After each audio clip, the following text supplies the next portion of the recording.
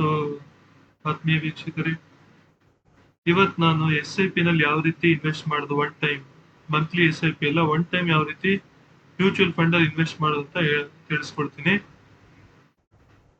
So ನಂದು grow ನಲ್ಲಿ account ಇದೆ, ಸೊ ಇಲ್ಲಿ ಫಸ್ಟ್ ಎಕ್ಸ್ಪ್ಲೋರ್ಗೆ ಹೋಗ್ಬೇಕು.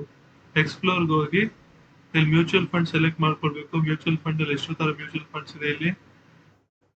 ಸಪೋಸ್ ನನಗೆ ಟ್ಯಾಕ್ಸ್ ಸೇವಿಂಗ್ ಫಂಡ್ ಬೇಕು, ಟ್ಯಾಕ್ಸ್ ಸೇವಿಂಗ್ ಫಂಡ್ ಸೆಲೆಕ್ಟ್ ಮಾಡ್ಕೊಂಡೆ. Mirae asset TLSS tax saver fund direct growth ಇದ್ರಲ್ಲಿ ನಾನು ಹಾಕ್ಬೇಕು ಅಂತಿದ್ದೀನಿ, ಯಾಕಂದ್ರೆ ಇದರಲ್ಲಿ 26% ರಿಟರ್ನ್ಸ್ ಇದೆ ನನಗೆ. ಸೊ ನಾನು ಇದನ್ನ ಸೆಲೆಕ್ಟ್ ಮಾಡ್ಕೊಳ್ಬೇಕು. ಫಸ್ಟ್ ಸೆಲೆಕ್ಟ್ ಮಾಡ್ಕೊಂಡು ಒನ್ ಟೈಮ್ ಅಂತ ಸೆಲೆಕ್ಟ್ ಮಾಡ್ಬೇಕು. ಇಲ್ಲಿ ಒನ್ ಟೈಮ್ ಅಮೌಂಟ್ ಹಾಕ್ಬೇಕು. ಇಲ್ಲಿ 100 rupees ನಾನು ಇನ್ವೆಸ್ಟ್ ಮಾಡಬೇಕು ಅಂತ ಇದೀನಿ ಈ ಮ್ಯೂಚುವಲ್ ಫಂಡ್ ಅಲ್ಲಿ. ಸೊ ಇದು 3 years lock in, 3 years ತಗೊಳಕ್ಕಾಗಲ್ಲ. 3 years lock in ಇದೆ ಇದಕ್ಕೆ. ನಾನು ಇನ್ವೆಸ್ಟ್ ಅಂತ ಕೊಡ್ತಾ ಇದ್ದೀನಿ ಇದರಲ್ಲಿ. ಸೊ ಇದ್ರಲ್ಲಿ ಇನ್ವೆಸ್ಟ್ ಮಾಡೋಕ್ಕಾಗಲ್ಲ. ಮಿನಿಮಮ್ 500 rupees ಹಾಕ್ಬೇಕು ಇದಕ್ಕೆ. ಮಿನಿಮಮ್ 500 rupees ಹಾಕ್ಬೇಕು. ಸೊ ಎಕ್ಸ್ಪ್ಲೋರ್ಗೆ ಹೋಗಿ ಬೇರೆ ಯಾವ್ದಾದ್ರು ಚೆಕ್ ಮಾಡ್ತೀನಿ. TLSS tax saver funds SBI check ಮಾಡ್ತಾ ಇದ್ದೀನಿ.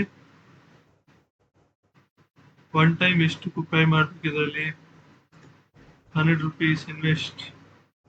ಇದು ಮಿನಿಮಮ್ 500 rupees ಹಾಕ್ಬೇಕು, ಇನ್ವೆಸ್ಟ್ ಮಾಡಬೇಕು.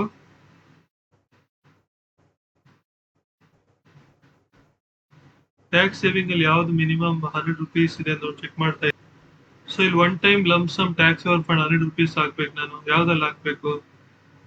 ಸೊ ಇಲ್ಲೊಂದು ಎಕ್ಸಾಂಪಲ್ಸ್ ಇದೆ, Motilal Oswal TLSS tax saver fund. So ಇದರಲ್ಲಿ 100 rupees ಹಾಕ್ಬೋದು ಅಂತ ಚೆಕ್ ಮಾಡ್ತಾ ಇದ್ದೀನಿ ನಾನು. Motilal Oswal TLSS tax saver fund. So ಇಲ್ಲಿ ಸರ್ಚ್ ಫಾರ್ ಮ್ಯೂಚುವಲ್ ಫಂಡ್ಸ್ ಇದೆಯಲ್ಲ, ಇಲ್ಲಿ ಮ್ಯೂಚುವಲ್ ಫಂಡ್ ಸೆಲೆಕ್ಟ್ ಮಾಡ್ಕೊಳ್ಬೇಕು. ಸೆಲೆಕ್ಟ್ ಮಾಡಿ Motilal Oswal TLSS tax saver fund click ಮಾಡಬೇಕು. ರಿಟರ್ನ್ಸ್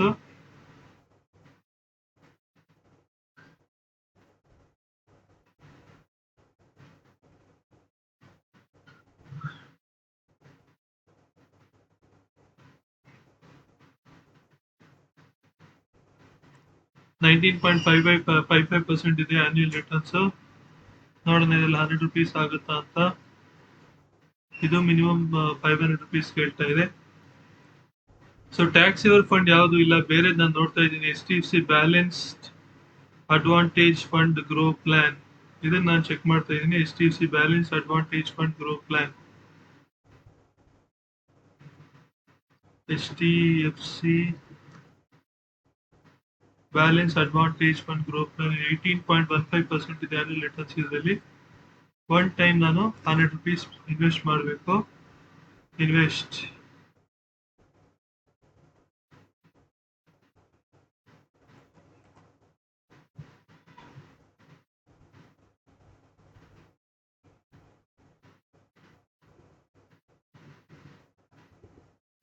ಕನ್ಫರ್ಮ್ ಮಾಡ್ಬೇಕು ಇದನ್ನ.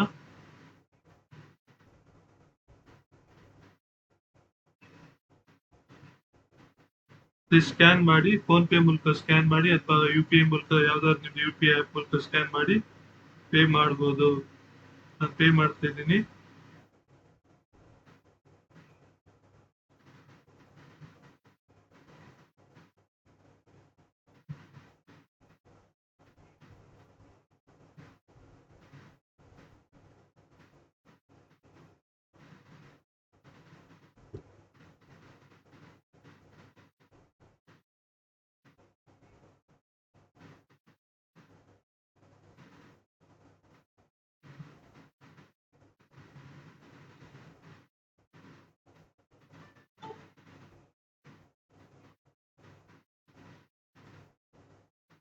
ಪೇಮೆಂಟ್ ಆಗಿದೆ, ಡನ್ ಅಂತ ಬಂತು.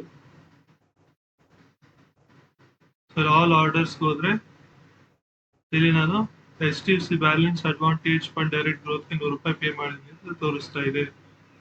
ಸೊ ಈ ರೀತಿ ಮ್ಯೂಚುವಲ್ ಫಂಡ್ ಅಲ್ಲಿ ಇನ್ವೆಸ್ಟ್ ಮಾಡಬಹುದು.